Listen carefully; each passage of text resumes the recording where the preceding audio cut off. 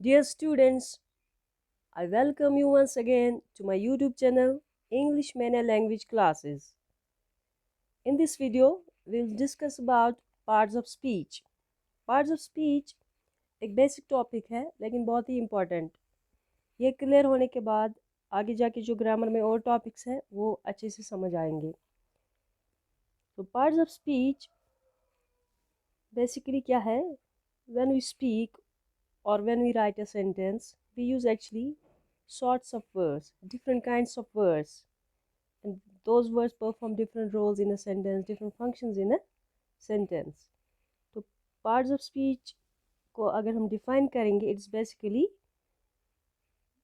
different words used in a sentence or partition of sentence according to the uses of words that we use in a sentence, in a speech, constitutes parts of speech. There are 8 parts of speech. Total में 8 parts of speech है. First one is noun, pronoun, adjective, verb, adverb, preposition, conjunction and interjection. तो ये 8 parts of speech हम one by one आप discuss करेंगे हम. सबसे पहला जो पार्ट ऑफ स्पीच है दैट इज़ नाउन. बहुत ही सिंपल है.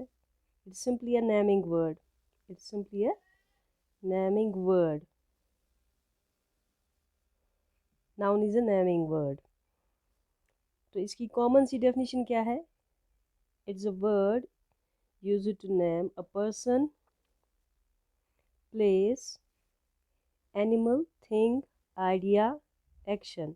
यानी noun can be a name of person, it can be name of place, name of thing, name of animal, name of bird, name of any idea, name of actions, name of processes, etc. Whatever you see, whatever you feel, or whatever you think of constitutes a noun. Noun वो भी है जिसको हम देख सकते हैं, feel कर सकते हैं या जिसके बारे में हम सोच सकते हैं. For example car, pen, book, boy, aeroplane, air, sorrow, happiness, pain, life, prayer, bravery. इनमें से कुछ है कंक्रीट जिनको हम टच कर सकते हैं, देख सकते हैं. इनमें से कुछ एब्स्ट्रैक्ट है जिनको हम सिर्फ फील कर सकते हैं या जिनके बारे में हम सोच सकते हैं. So noun is a naming word और noun is the name of person, place, animal, thing, idea और एक्शन. ये काफ़ी है नाउन के लिए. ठीक है. Second part of speech is pronoun. Pronoun is made up of 2 parts, pro and noun. Pro means used in place of, used for. यानी pronoun को डिफाइन करेंगे हम. It is a word that is used for a noun or that is used in place of noun, instead of noun. For example, अगर एक लड़का राजू है, वो अपने बारे में क्या कहता है? My name is Raju, I am a student. पहले इसने अपना नाम बताया, my name is Raju. Raju एक नाम है, एक लड़का है, नाम है. तो इंस्टेड ऑफ राजू ये अपने लिए एक वर्ड यूज़ करता है I. It becomes a pronoun. एक और एग्जाम्पल देखते हैं. There is a girl, her name is Seema, she is a doctor. तो इस सेंटेंस में क्या, वहाँ पे एक लड़की है, अ गर्ल, गर्ल नाउन है. ठीक है. उस लड़की का नाम सीमा है, हर नेम. सो हर यहाँ पर क्या है? Pronoun. She is a doctor, doctor again is a noun. She यहाँ पे प्रोनाउन है. सिंपली प्रोनाउन की डेफिनेशन क्या है? It is a word that is used in place of noun or that is used for a noun that is used instead of noun. Common examples of pronoun क्या है? इसमें आता है I, we, you, he, she, it, they. और जो इनसे फिर और प्रोनाउंस निकलते हैं, जैसे आई से निकलेगा मी, माई, वी से निकलेगा अस, अवर, यू से निकलेगा योर, योर्स, ही से निकलेगा हिज, हिम, शी से निकलेगा हर, it's, them, their, theirs. They're all pronouns. Third part of speech is adjective. Adjective को हम कैसे डिफाइन करते हैं? It's a word that adds to the meaning of a noun or pronoun. जो noun और pronoun की meaning में कुछ इजाफा करे. और you can also define adjective. It is a word that describes a noun or pronoun, that modifies a noun or pronoun. Adjective is a word that qualifies a noun or pronoun. So many definitions are there. So adjectives are describing words. They tell us about a noun or pronoun, how a noun is, like its shape, its size, color, or quantity, quality, number. So adjectives are describing words. They describe a noun or pronoun. Adjectives reveal shape of a noun, size, color. ठीक है, इसी तरह number, quality, quantity. There are so many kinds of adjective. जब आगे जाके इसको पढ़ेंगे you will find out how many kinds of adjectives are there. यहाँ पर कुछ एग्जांपल्स हमने नोट की हैं, कोड की हैं, तो इनको हम देखते हैं कि एडजेक्टिव कहाँ पर हमने यूज़ किया है. फॉर एग्जांपल जो पहली एग्जांपल है, Aamir is a tall boy. Tall यहाँ पे जो हुआ है यूज एज एडजेक्टिव, साइज दिखाता है. शी वोर अ ब्लू हेट. तो यहाँ पर ये ब्लू जो है कलर रिवील करता है, it becomes a adjective. This table is heavy. ये हैवी जो है टेबल के बारे में हमें बताता है, टेबल को डिस्क्राइब करता है. Heavy is adjective.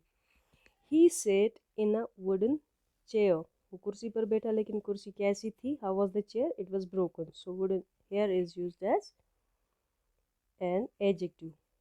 इस सेंटेंस में Ravi has curly black hair.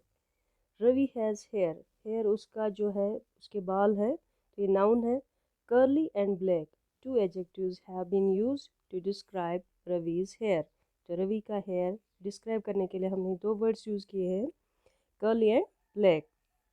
Curly and black यहाँ पे एडजेक्टिव्स यूज हुए.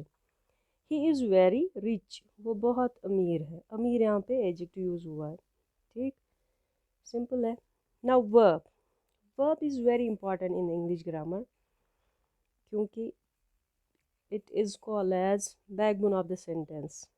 जब आपके वर्ब्स क्लियर होंगे फिर आगे जाके आपको टेंसेस भी आएंगे, नरेशन भी आएगी, और चेंज ऑफ द वॉइस यानी एक्टिव पैसिव भी आएगा. तो वर्ब को हम डिफाइन कैसे करेंगे? Verb is a word, but sometimes it can be a set of words that tales about the action or state of a subject. Sometimes verb also denotes possession. Simply आपको याद रखना है कि verb क्या denote करता है. What the subject is, what the subject has, what the subject does.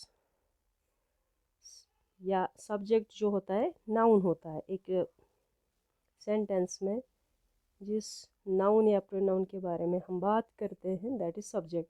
तो ये सब्जेक्ट क्या करता है? व्हाट द नाउन डज यानी action, what the noun is यानी स्टेट और एग्जिस्टेंस, और व्हाट द नाउन हैज़ यानी पोजीशन. वही हमने यहाँ पे शॉर्ट में लिखा है डेफिनेशन.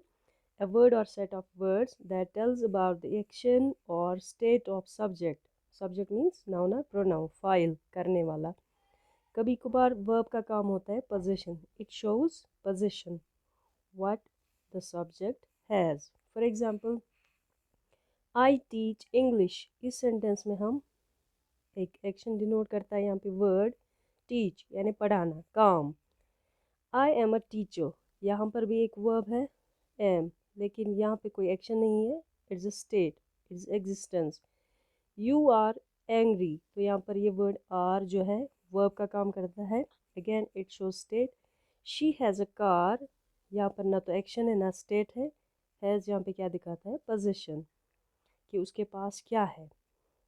साहिल वाज एब्सेंट, इसी तरह स्टेट दिखाता है। दे आर ड्रिंकिंग वाटर, यहाँ पर आर ड्रिंकिंग दोनों वर्ड जो है वर्ब का काम करते हैं। जैसे कि हमने डेफिनेशन में लिखा है, कभी वर्ब एक सिंगल वर्ड हो सकता है, कभी सेट ऑफ वर्ड्स हो सकता है। इसी तरह Sita has been going to school, has been going, three words here act as verb and this verb reveals some action, जाने का काम, जा रहे हैं स्कूल। तो verb, it can sometimes reveal an action, sometimes a verb shows action, sometimes verb shows state, at the other times it can show possession. This is all about verb. Now fifth part of speech is adverb. Adverb भी simple है, definition से पता चलता है. An adverb is a word that adds to the meaning of a verb. Sometimes adverb adds to the meaning of adjective or another adverb. For example, you talk loudly, यहाँ पे talk जो है एक verb है, बातें करना। कैसे बातें करते हो, it shows the manner of talking loudly, जोर से। तो ये जो loudly है, it adds to the meaning of verb talk. तो loudly यहाँ पे adverb यूज हुआ है। Tahir is very tall, tall हमने देखा अभी, इससे पहले adjective है, क्योंकि ये डिस्क्राइब करता है नाउन को कि ताहिर कैसा है, लंबा है। So tall here describes noun Tahir, tall is adjective. But when we say very tall, it adds to the meaning of adjective. तो डेफिनेशन में हमने पढ़ा word that adds to the meaning of adjective. कभी कभार एक एडवर्ब पहले से ही होगा सेंटेंस में, हम दूसरा एडवर्ब भी लगाते हैं। यूसुफ स्पीक्स स्लोली, यूसुफ आहिस्ता आहिस्ता बोलता है। तो स्लोली एक एडवर्ब है, but when we use very, Yusuf speaks very slowly, तो ये वेरी जो है इस एडवर्ब का यहाँ पे मीनिंग ऐड करता है। यूसुफ स्पीक्स वेरी स्लोली, तो यहाँ पे दो एडवर्ब्स अभी यूज़ हुए हैं, स्लोली और very. Then sixth part of speech जो है वह है preposition. Preposition again is of two parts, दो हिस्सों का बना है। Pre means before, position means to place. एक ऐसा वर्ड जिसको नाउन या प्रोनाउन के सामने प्लेस किया जाता है to show direction, time, place, location. Preposition को हम प्लेस करते हैं बिफोर नाउन और प्रोनाउन, जो कभी कभार टाइम रिवील करता है, कभी डायरेक्शन, कभी प्लेस एक्स्ट्रा। कॉमन प्रीपोजिशंस जो है वो ये है in, at, on, off, to, for, from, under, about, above, according to, out, over, outside, on account of। क्योंकि प्रीपोजिशन कभी सिंगल वर्ड प्रीपोजिशन होता है, कभी कंपाउंड वर्ड या कभी more than one words. Act जैसे आउटसाइड हम देखेंगे, it's made up of two words, out and side, तो इसको हम कंपाउंड प्रीपोजिशन कहते हैं। तो ये जो है कॉमन जो ये है प्रीपोजिशंस इन, एट, ऑन, ये सिंगल वर्ड प्रीपोजिशंस है। कभी सेट ऑफ वर्ड्स भी होता है, ऑन अकाउंट ऑफ, ये जो ग्रुप है प्रीपोजिशन फ्रेज कहलाता है, प्रीपोजिशन का काम करता है, वो आप आगे देखेंगे। Then seventh part of speech is conjunction. Conjunction simply is a word that is used to join two or more words or phrases, or sometimes it can join two clauses or two sentences. Common conjunction जो है वह है and, but, because, और, as well as. And, boy and girl, pen and pencil, ठीक है। A cat and a rat, तो and इसमें जो है कंजक्शन है। He is honest, he is poor but honest, वो गरीब है लेकिन ईमानदार, तो इसमें बट जो है it is conjunction. I am late because I missed the bus, यहाँ पे ये रीज़न देता है बिकॉज। और you can sit or you may leave, choice यहाँ पर दी गई है और एज वेल एज, तो ये भी एक कंपाउंड जो है कंजक्शन है, compound conjunction.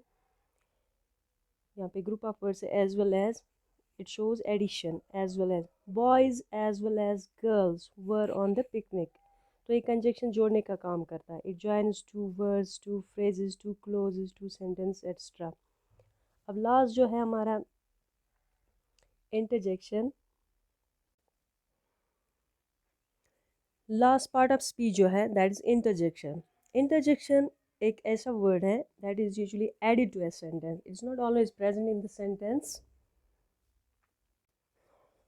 So interjection is not always present in a sentence, it's usually added to the sentence. Sometimes when we have to reveal some emotions, some sentiments, some excitement, when we are extremely, joyous, delighted, or we face pain, we feel pain, or we are in sorrow, or we meet some surprise. So that is when interjections are used. Interjections is a word that is added to the sentence to convey, it is used to convey an emotion or a sentiment, and that sentiment or emotion, it can be of joy, extreme joy, excitement, sorrow, surprise, disgust. And commonly used interjections are like, जैसे हम बचपन से पढ़ते आए हैं, हुरा, alas, ठीक है, ब्रेवो, किसी को ये अप्रिसिएशन के लिए हम बोलते हैं ब्रेवो, या वेल डन। ऐसे ही है बहुत सारे जो हम यहाँ पे मेंशन किए गए हैं।